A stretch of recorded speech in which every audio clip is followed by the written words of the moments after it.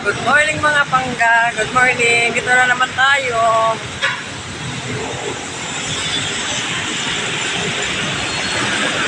Pasok na mga pangga.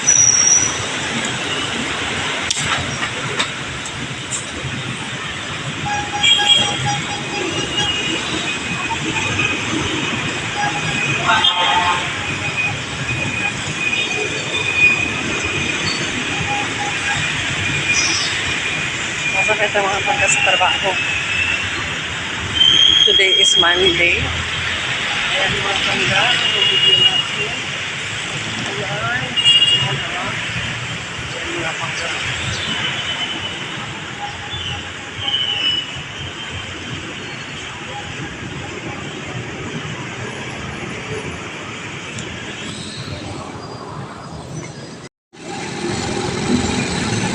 Hindi ko iniintindi at matindi pa ngayon sa akin at talagang pinag-initan ako.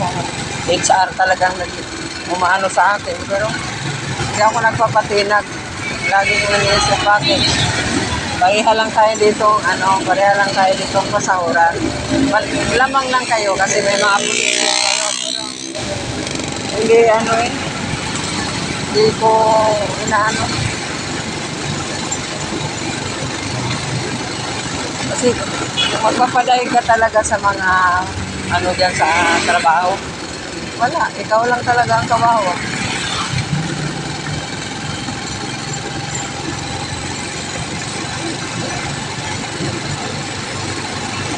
Hanggat kayang wag mo nang pansinin. Sabi ko nga, kung hindi ka lang sinaktan o hindi ka lang yung below the belt na ang ginawa sa'yo. Ay, nako. Hayaan mo yan sila.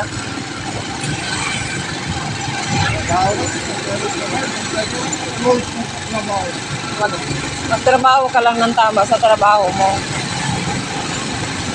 Trabahuin mo lang ng yung trabahong pinasok mo.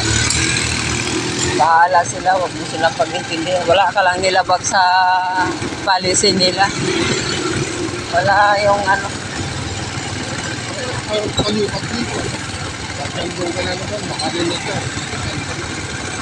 Kaya nga. Sabi ko, lahat naman talagang trabaho. Sa ilang taon mo nang nangangampani. Ngayon, pumupabayan na encounter yung mga ganyan. Minsan nakakatuwa, minsan nakakabwisit. Wala tayo, doon lang talaga natin. Iniintindi nila kasi yung mga sa mga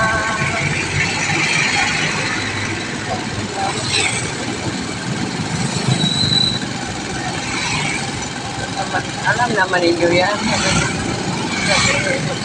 Ako sa ilang taon ko sa company. 5 taon na ako sa company.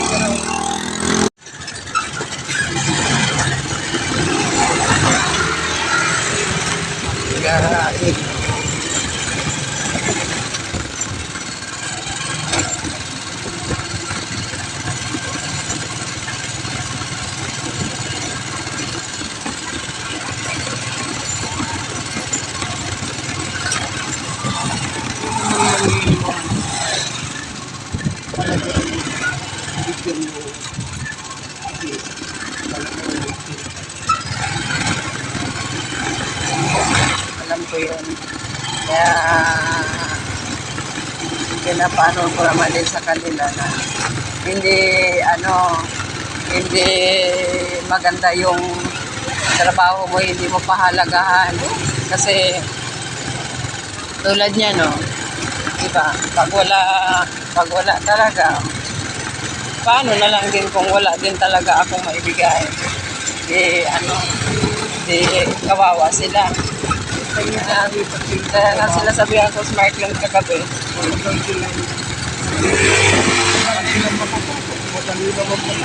Oo. Ito, pahalagahan mo yan ang trabaho mo at ang hirap ng palipat-lipat ng trabaho, alam mo naman na yan. Kaya kunting pasensya, ako nga, dinanas ko din yung mga sa mga hours sa trabaho. Pero hindi ko gaano pinapansin kasi nga ako lang din ang apektuhan. Sabi ko sa kanya, huwag masyadong nagpadala sa mga sa trabaho.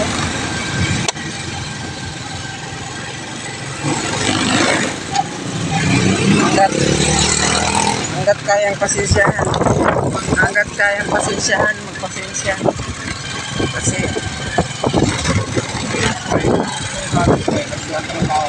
kaya nga sinabihan ko kasi yung trabaho mo, pag kayo nakaumpisa na, igiin mo naman. Di kay yung tamad ng katawan yun ang paanuhin mo, pairalin mo kasi walang mangyayari sa iyo. Sabihan ko na sa market, pag may may pera ako na magsisend na lang ako sa'yo sa Gcash. Kung kayo may makapunta rito, di kung may pera ako, ibigyan ko kayo. So, hindi lahat ng panahon na meron ako. Kaya ako din, alam naman din ninyo, hindi lang kayo ang iniintindi ko. Na mga kapatid pa kayo dyan na nag-aaral.